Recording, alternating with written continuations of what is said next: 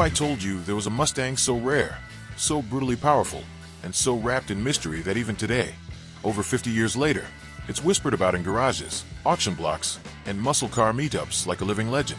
We're talking about a machine bred not for the streets, but for dominance on NASCAR tracks, the car that Ford sneaked onto dealership lots just to satisfy homologation rules. Ladies and gentlemen, welcome back to Torque Update, and today, we're peeling back the hood on a true icon, the 1970 Ford Mustang Boss 429, the muscle car that defined an era. Buckle up, this one's gonna growl. Let's talk about presence. The Boss 429 isn't just a Mustang, it's the Mustang. Wide, aggressive, and unmistakably mean. In 1970, Ford refined the Boss's appearance with just the right blend of subtlety and attitude. It didn't need wild stripes or oversized spoilers to get your attention. Instead, it let the beefy front end, shaker hood scoop, and widened wheel wells do all the talking. That enormous, functional hood scoop? Not just for show, it had a job to do. The car sat lower than the average Mustang, thanks to the unique suspension setup designed to handle that beast of an engine. The Boss 429 decals on the fenders? Understated but menacing, like a tattoo that says, "I don't start fights, I finish them." And let's not forget those Magnum 500 wheels and blackout grille. It all came together in a package that said one thing: this car means business. Now, let's get to the real reason why the Boss 429 exists, the engine. Ford was gunning for dominance in NASCAR, and to get their new 429 cubic inch engine approved, they had to sell it to the public.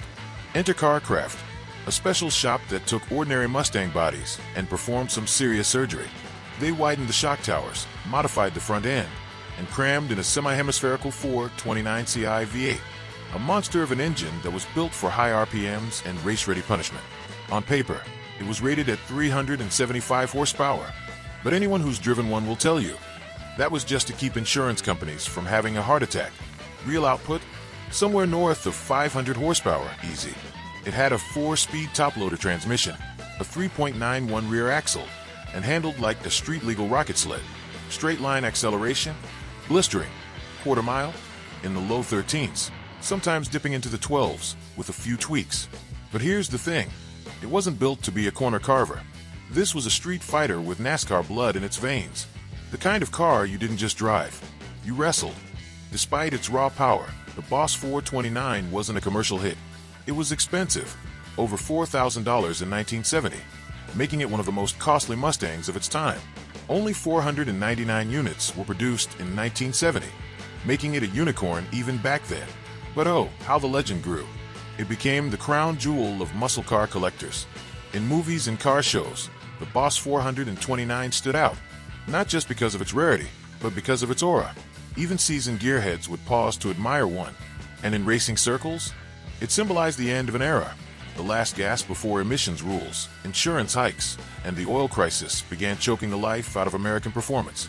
The Boss 429 was a last hurrah, and what a glorious hurrah it was. Today, when one crosses the block at Barrett-Jackson, it's not just a sale, it's an event.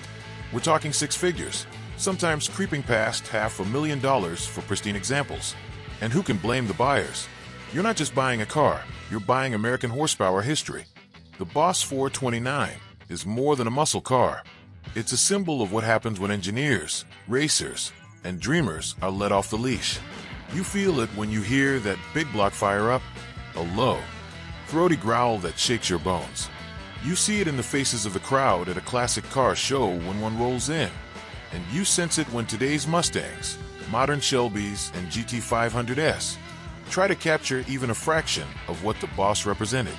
Sure, we've got faster cars today, more efficient, more refined, but none of them carry the soul, the defiant attitude, or the raw, unapologetic character of the 1970 Boss 429.